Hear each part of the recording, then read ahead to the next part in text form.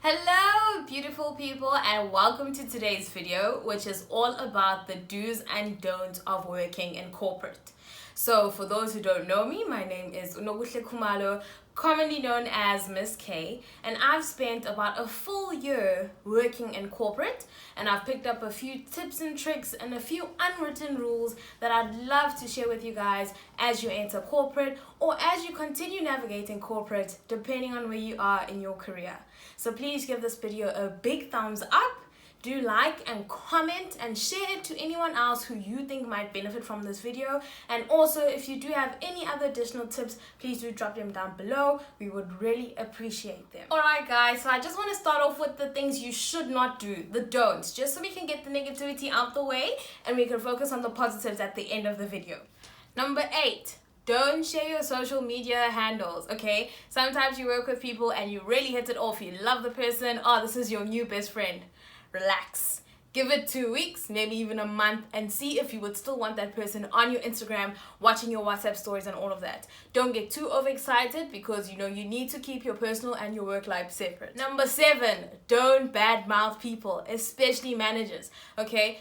Don't get involved in any office gossip. If you really want to vent to someone, if you really want to talk about a manager or a third year that's really crawling up your skin, talk to someone who's not in your company, because that way no one knows who you're talking about, okay? Because these things have a way of coming out, and you do not want to be at a point where you're jeopardizing your career over a little bit of office gossip. And also, if someone approaches you with office gossip, send them back. Tell them, actually, nah, I'm not that interested. Because you don't want to be involved in that conversation. Even if you're not actually adding anything, the fact that you're involved makes you a culprit. Number 6, don't argue with your colleagues in front of other people, especially clients. Not only is it unprofessional, but it's also very demeaning, and it looks like you're undermining the other person. So if you have an issue, if there's a bit of conflict, you pull the person to the side and you speak to them like properly, and you tell them what the issue is and how you'd like them to address it. You don't shout at someone. You don't broadcast it to the whole boardroom so that everyone knows that Unobuhle and X are having an issue. This is very important, especially in front of your clients, because as someone who is being served, if you're the client and you see someone else being shouted at, you're not going to trust that person. Just think about when you walk into McDonald's. You don't really differentiate people between manager, senior manager, whatever. Everyone is an employee of McDonald's, so everyone is just a McDonald's employee, right? So now, when you walk in and you see the person who's creating your order being shouted at by someone else, you immediately know that the person being shouted at is a subordinate, so they are lower. Next thing is, I don't trust that person to make my meal properly. Are they going to remember to put in the pickles? Will they put enough salt in my chips?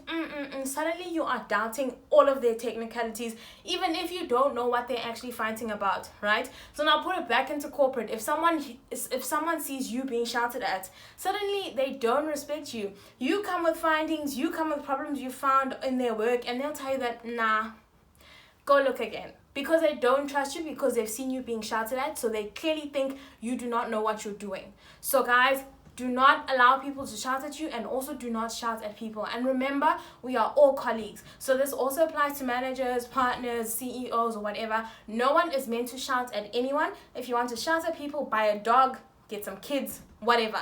Just not your colleagues. Cool. Number 5, do not work unrecorded overtime. So if your company is requiring you to work more than your 40 hours a week just so you can complete your tasks, you better record that time, because if you're not recording, you are volunteering your time. You are just giving to a company that's already rich. You're just donating your hours. And guys, it might not seem really important right now, but in the long run, you realize that all these hours that you've worked and you haven't been paid for, you could have been learning a hobby, spending time with your family, bonding with your dog, starting a side hustle, making extra money. There are a lot of things that you could have been doing, but because you spent those 2-3 hours every single weekend working ghost hours, you have missed out. So if they're not going to pay you, you're not going to do it.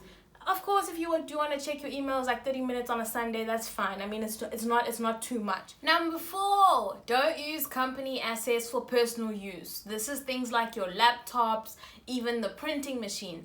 If you need a laptop, get yourself a laptop, because not only is it wrong to be using your company stuff, but also companies have a track record of everything. So you don't want to be doing personal things. You don't want to be editing massive videos on your laptop because they can see everything. So just for your own peace of mind, just keep it separate. Personal and your work life, separate. Number 3, don't give people nicknames. Use the names that people introduce themselves as. So if I say, hello, my name is Unoguhle, please call me Noguhle. Don't call me Nox, Noku, Guhle, Noxy, or whatever you want to say. Just don't do it, because names mean a lot to people, and unless if someone has explicitly told you that, hi, my name is Noguhle, but I prefer people calling me Guhle, then you can go ahead with it. But otherwise, keep it professional, full government name, you can never go wrong.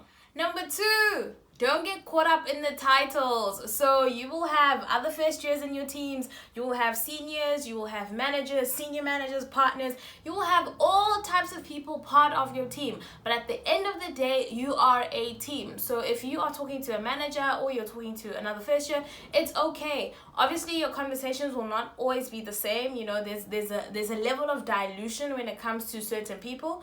But no one is more important than you. No one is more human than you. So just respect everyone. But yeah, there's no need to be like super scared because someone is a partner. No, we're all colleagues. And number 1, my most important one, do not do anything you don't want to do.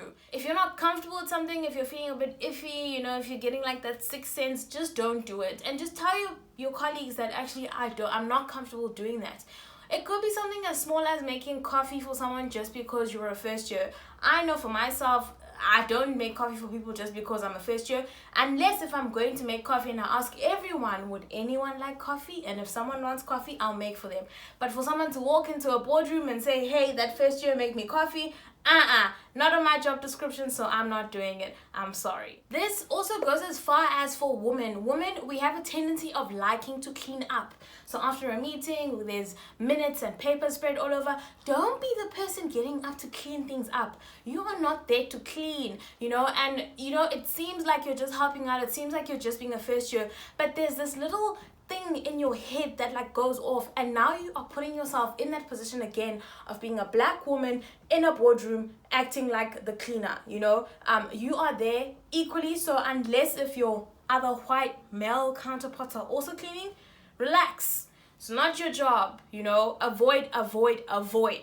And now let's move on to the things that you should do as someone in corporate. Number 8, do your job, and if you can, do it well.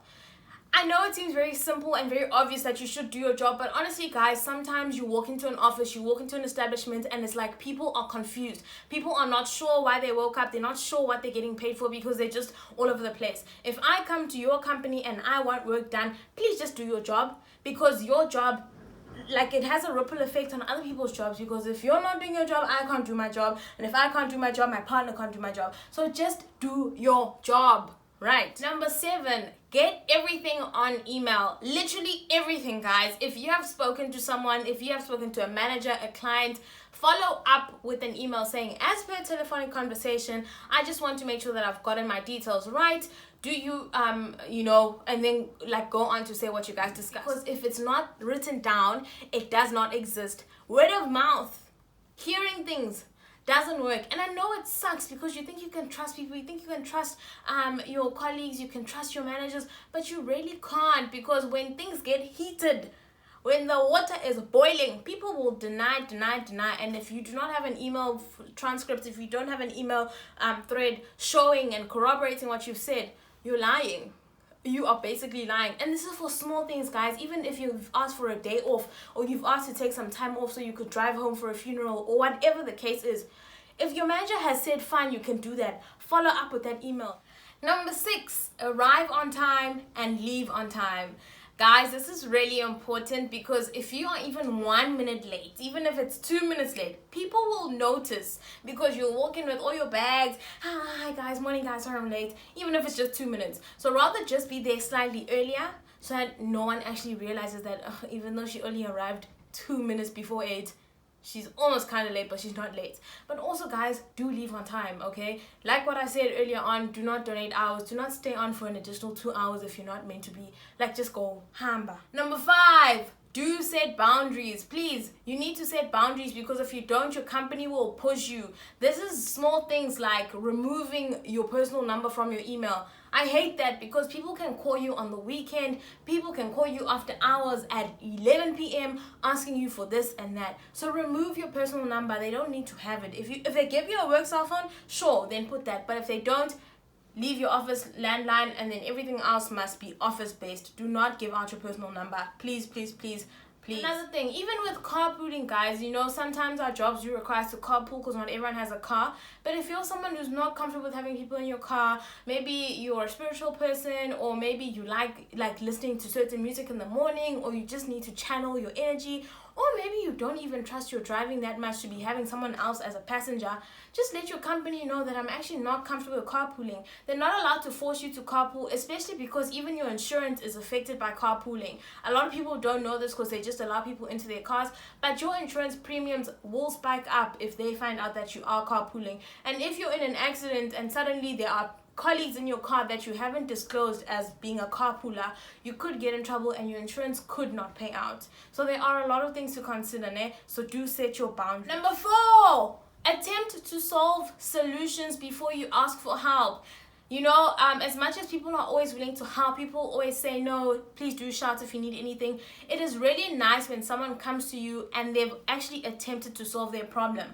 So you must give it a go, try it out, but don't spend 2-3 hours trying to solve something that I can help you with in like 2-3 minutes, okay? But also, when you do approach someone for help, always go with like certain solutions already. Tell them what you've done. Be like, hey, I have a problem with X. I tried doing YZ, but it wasn't really working. So then I also did this and it didn't really work. So, you know, could you please possibly guide me in the correct direction? People like that because you've taken initiative. You have gone over and above just coming to ask them, okay? Don't let that be your first priority, especially because you are actually trying to learn. You are trying to show that you are someone who is competent to be there. And if you're asking literally every 2 seconds, then I boo.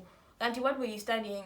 You know? Number 3, book your leave in advance, especially if you are a junior staff member. If you know you have a trip coming up, book your leave. This is also important if you have leave like on a really weird time, because sometimes managers, if you ask closer to the time, they'll tell you, no, there's a deadline. But if now I come and ask you to book leave for a certain date 3 months in advance, there's no way you can say no. I've booked it 3 months in advance, okay? And you don't want to find yourself in a situation where now your whole family has booked a holiday and you can't go because your work said no. Number 2, take up any opportunities that are made available to you by your company. Companies usually have these long-term subscriptions with these online universities, online academies where you can learn a lot of skills. This could be Excel, coding, whatever you want to do, do it. Sometimes not everyone has the time to do it, or they believe they don't have time for it. But if you know it's something that you would like to excel in, it's something that you can use in your personal life, maybe in your entrepreneurial ventures, please, by all means, go for it. You know, you will walk out with a lot more than what the average employee will get. And guys, last but definitely the most important is take care of your health. If you're feeling run down, if you're feeling very tired and you're suffering from fatigue, take that day off. As much as there are a lot of documentation that is required, like a sick note and everything, but if you really do feel like you can't make it, please take time off. You don't want to find yourself in hospital or sinking in depression just because you are trying to be this overachieving, loyal employee that your company probably doesn't even care about. I know it's hard to say, and it's very hard to do, because even I am someone who likes devoting myself to tasks that I am like awarded or handed to. But sometimes you really do need to put yourself first, because when you are sick or when you die, your company will replace you before your body even gets cold. So before you even get to the mortuary, before you've even been buried, they would have replaced you with someone already. So please put yourself above your company always. Alright guys, thank you so much for watching. I really do hope that you've enjoyed my corporate do's and don'ts. So please give this video a big thumbs up. Do like and comment and share it to anyone else who you think might benefit from this video. And also, if you do have any other additional tips, please do drop them down below. We would really appreciate them.